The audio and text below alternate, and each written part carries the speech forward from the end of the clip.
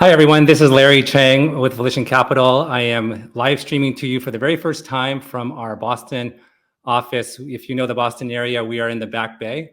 The Boston Celtics parade on Friday finished just a few blocks from here, so it's a great time to be a Celtics fan. If you're wondering why I'm doing a live stream today, it's because a couple of months ago, I said that I was going to do a video post or short video post diving deeper on some of my posts that I've done. Oftentimes when I make a post, it's about a concept or a topic that you could cover in greater depth in different ways, and I haven't typically done that. A couple months have passed. I never did the short videos, so I thought let's just do a live stream that'll force my hand to get in touch with you guys and talk about some of those posts. So that's the purpose of today's live stream. Before I dive any deeper, maybe I thought I'd give you some background on just how I think about my posts and what the context of those are. I'll just tell you, like sitting here today, I don't know what I'm going to post about later this week or later tonight. None of it's pre-planned, none of it's scheduled. But fortunately, I live in a world where I meet with a lot of entrepreneurs. I talk to a lot of companies. I'm engaged at the board level with a lot of portfolio companies. And through that journey, different sort of observations, insights, perspectives, lessons learned come up. And honestly, X or Twitter is my means to have a journal to keep track of some of those. And some of those thoughts I think are relevant to lots of different companies, maybe every company. Some of those thoughts are more esoteric and probably not relevant to many folks at all. But I still jot them down because they mean something to me and I want to just keep track of them. So that's one set of contexts. So I also want to give you another set of context, which is that some of you know me from my public company work, which is with GameStop and Grove Collaborative. But most of my life is spent in the private company world, where at Volition we invest in growth stage tech companies. They're typically in the 5 to 50 million in revenue range. And that's where I'm coming from for the most part with some of my posts is experience of young, growing private businesses, largely in tech. So you can have that context in the back of your mind. All right, so let's dive in. A couple of months back, I asked you which post did you want me to spend more time on. I went back and looked at those comments, and I selected a few. So here's the first one that came to mind, which is I made this post a few months ago. It says overvalued top line growth rate, undervalued top line growth rate growth. And so the context for this post was, well, let me step back. The context is that as a growth equity firm, we love top line growth. We love businesses that are growing. It's the clearest sign that there's a product or service that has resonance with customers. It's just that the business is growing. That is not complicated. So typically we look at companies that have very high top line growth. Call it 80, 100% top line growth, even much higher than that sometimes. The context of this post was we were looking at a company that was in our world growing somewhat more slowly, which is 20, 30% top line growth. And I'll tell you, in the early days of my career, and I'm not even just the early days, for many, many years, I would say, why would I invest in a company with 20 or 30% growth if I could invest in a company with 100% growth or 200% growth? And it's because now that I think with more experience, there's sort of two different trajectories a company can take. And let me give you both. So imagine company A. A company A would be a more traditional company that we would look at and is growing very aggressively right at the start. So call it 100, 200%, call it 100% growth. So that is the current growth rate of the company. Then over a 5-year time horizon, let's just say it linearly declines from 100% growth to 30% growth. That's company A. Company B is the exact opposite. The current growth rate is 30%. And over a 5-year time horizon, it's going to grow. That growth rate is going to grow to 100%. Which is the better investment? Like, which one would you want? I would say many, many times the better investment might be the second of those two scenarios. The reason is because in company A, where the growth rate is high at the start, you have to pay for that. So you have to pay a high multiple of revenue or earnings to invest in that business because it's very clear it's growing quite aggressively. As the growth rate declines, that multiple will contract. So over your hold period of that investment, you will experience multiple contraction. Company B, it's only growing 30%. So when you invest, the multiple will be lower. That will be reflected. And if it can grow it to 100%, then by the time you exit, it will have multiple expansion. And that can be an investor's best friend over time. And so obviously the harder part about that is predicting when the company will grow from 30% to 100%. But nonetheless, if you have conviction that a company can grow its growth rate, that can be an investor's best friend, because it means that you can have multiple expansion over the course of your investment. And you see that in the public markets in some context. Like if you look at Zoom as an example, Zoom in the public markets, when the pandemic hit, its growth rate exploded, right? Everyone was using Zoom for school, for education, for work, and so forth. And so Zoom the growth rate was growing, so the multiple expanded dramatically. And as you know, the stock price went from probably in the 50s to 550 plus. But then as the pandemic subsided, the growth rate declined. The company is still growing, but then the multiple contracted with it. And you saw that, you can see the stock chart right now, the company's market cap has dropped by 90% plus. And so in some sense, the best time to get involved with the company is when you think not that the company is just purely growing, but you think that the growth rate will grow, and that is what can drive value. And I think that's sometimes underemphasized in our world. All right, so that's the second one. That's the first one, I'm sorry. Let's go to the second one. And I'm being asked to silence my Slack, which I will do. Actually, that is my family slacking me, so maybe my family can stop slacking me so I can actually focus on my live broadcast. All right, the second post that is a very different topic. This is more qualitative. This post, let me read it. Consistency seems to be highly underrated. It deserves consideration as the preeminent superpower. Consistency seems to be the foundation of truly superior outcomes. Moderate strengths applied consistently, routinely outperforms elite strengths applied sporadically. All right, so the context of this post, if I think back, I probably interview 100 plus this calendar year, probably over 100 people this calendar year. So I'm interviewing executives all the time. And there's always some sort of variant of what is your strength? That can be asked in different ways. It can be as direct as what is your strength? What are your strengths? Or what did your last review show as in areas of strength? Or what do you feel like has been disproportionately impactful on your success? Or a more common way now is what is your superpower? And that question I've asked in various ways, thousands and thousands of times over the years, thousands of times. And I say this without exaggeration. I don't think there's not been a single time when someone has said consistency. Literally, this is not hyperbolic. 0 out of every time I've asked that question, no one has said consistency. And so it's interesting because I've reflected and sort of looked at the successes of various people and looked at what makes people successful. I think consistency underlies everything. And so if you think about Warren Buffett as an example, he would say that one of his great competitive practices is reading hundreds of pages a day. Like that's what he does. And so many people can read. Many people can read hundreds of pages. Maybe some people can even read hundreds of pages a day. But Warren Buffett applies that practice every day. He's very consistent in reading hundreds of pages a day. That turns a strength, when applied consistently, into a massive competitive advantage. So that's where consistency is an enabler.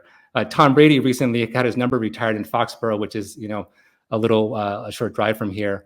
And when he had to summarize his success in his Hall of Fame or retirement speech, he said, "You don't have to be super special to be great. You just have to be consistent." And he was particularly consistent in how he ate.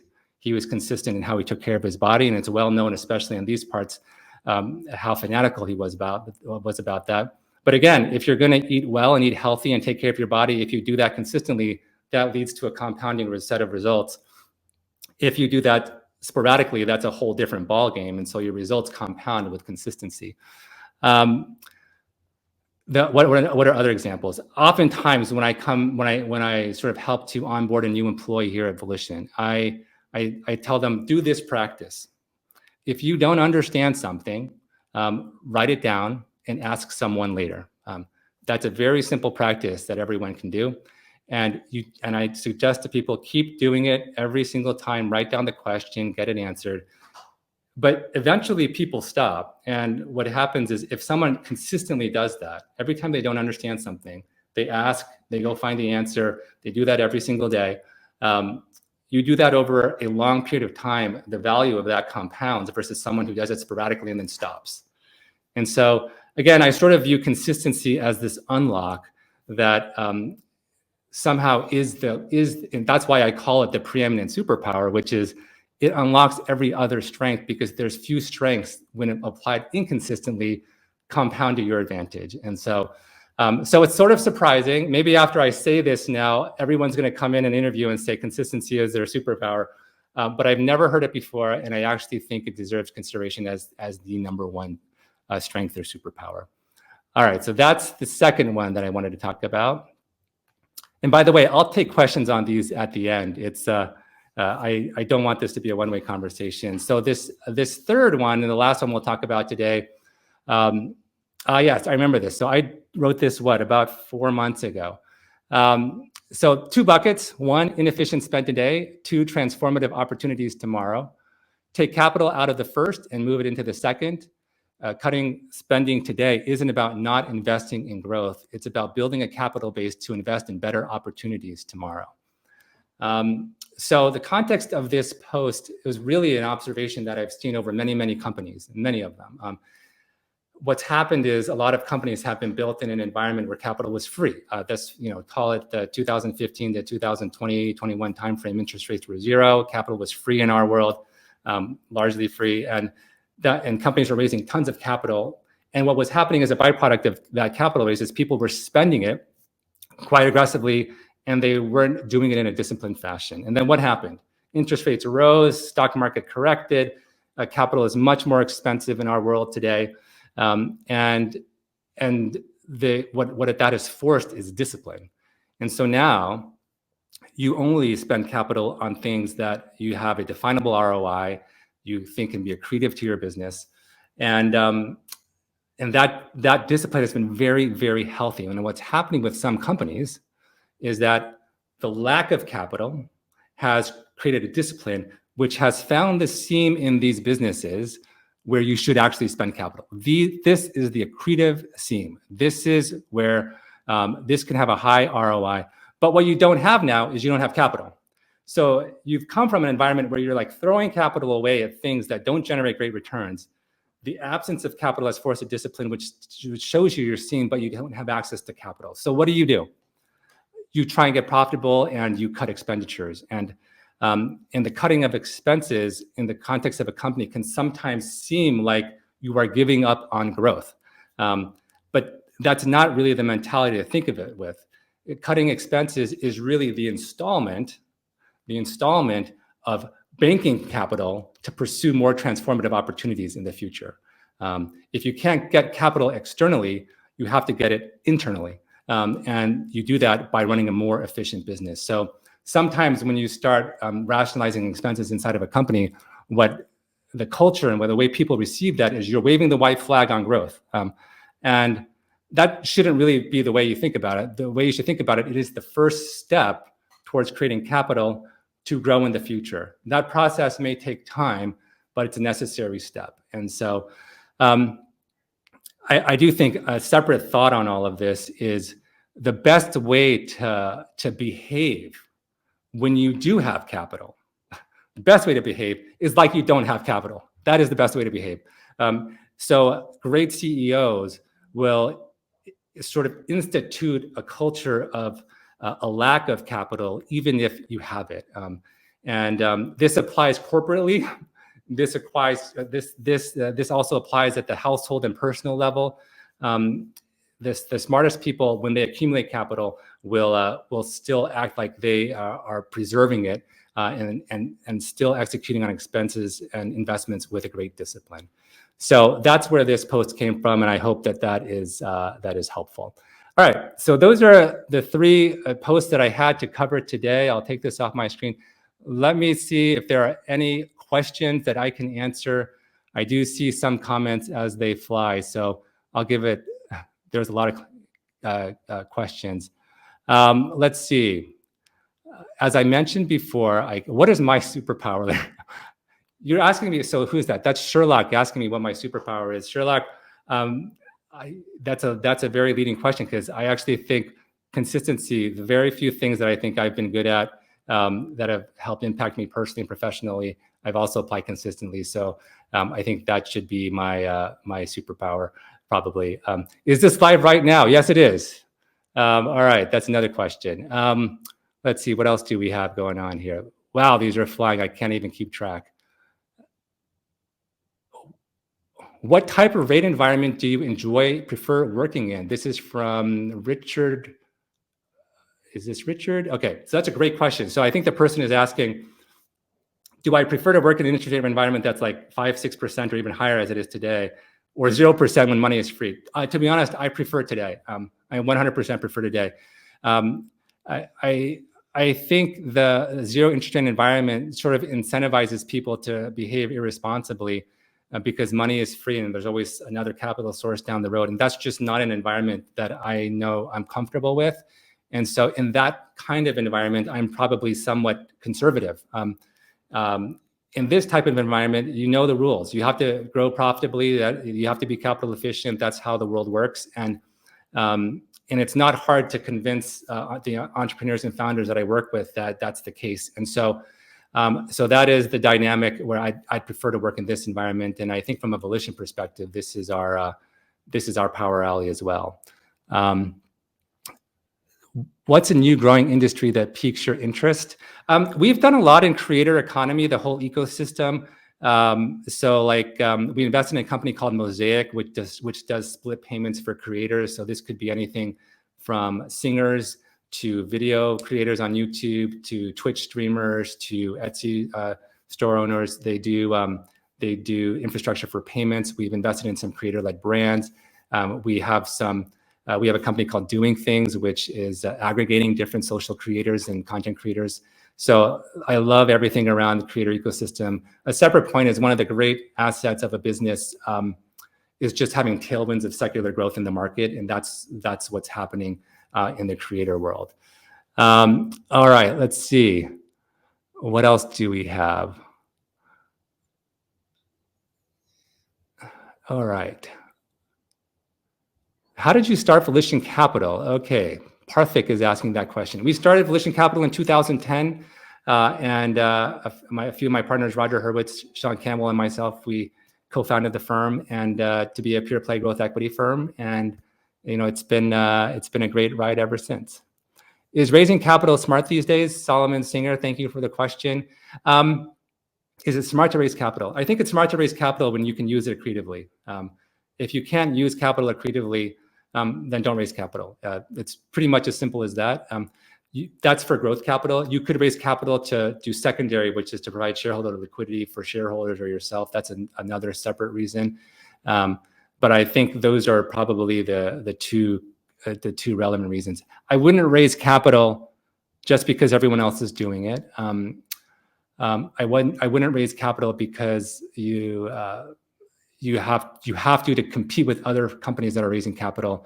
I would get at the basic principles and focus on high ROI use cases. And if you think your capital can be accretive, you should do it. All right, what else do we have here?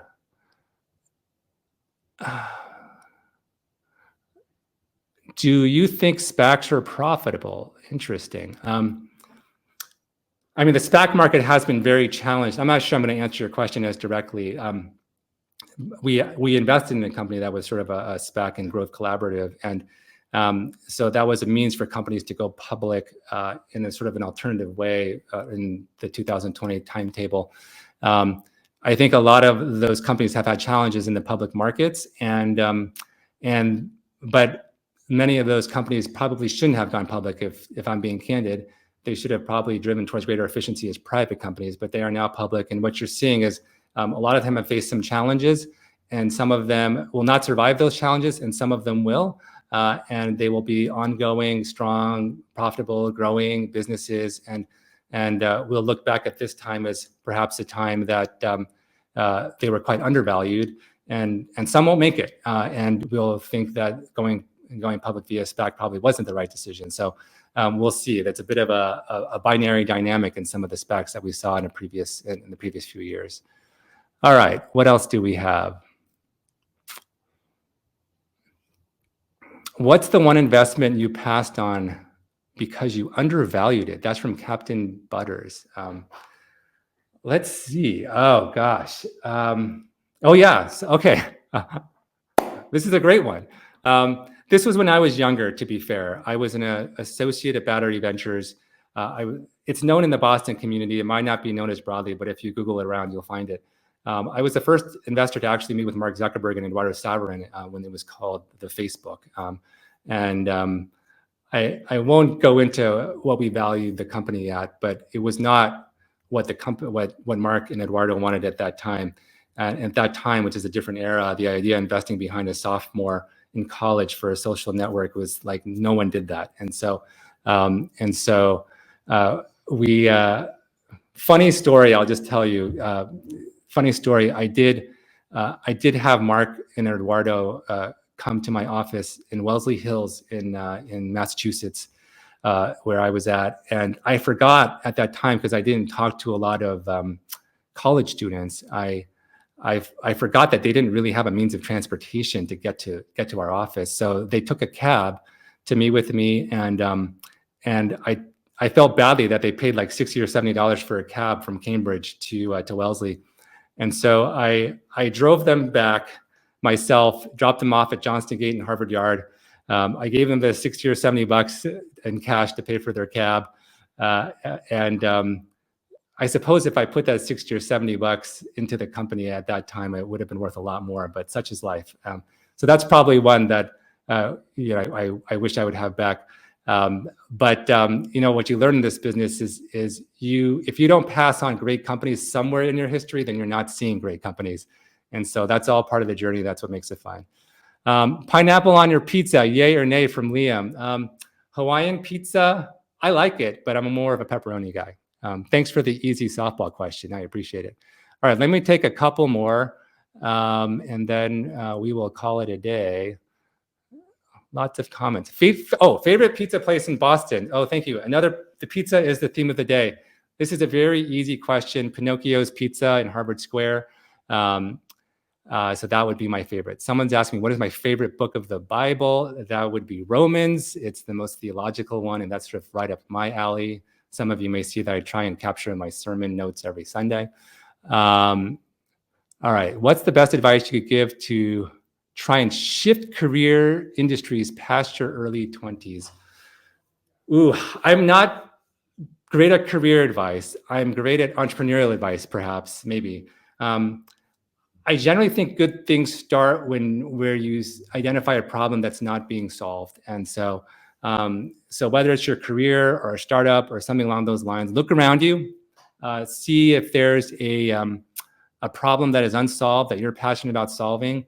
Maybe you should look for companies that are trying to solve those problems and join them and sort of align with them on your passion for solving that problem. Maybe that's a good way to make a career change.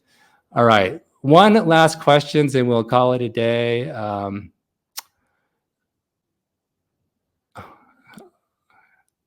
Okay. Favorite sauce, favorite books. What is my favorite book? To be honest, I don't read that many books. The Bible is my favorite book. Favorite ice cream flavor. Okay, that's the easiest one. I'm a vanilla guy. I'm sorry, that's so boring, I know. So I'm a vanilla guy. And do I like dogs or cats? Maybe I shouldn't say this. I'm more of a dog guy. On that note, I'll end it. Thanks so much for joining. I appreciate it. And maybe we'll do this again next time if you guys enjoyed it. Thanks so much. Take care.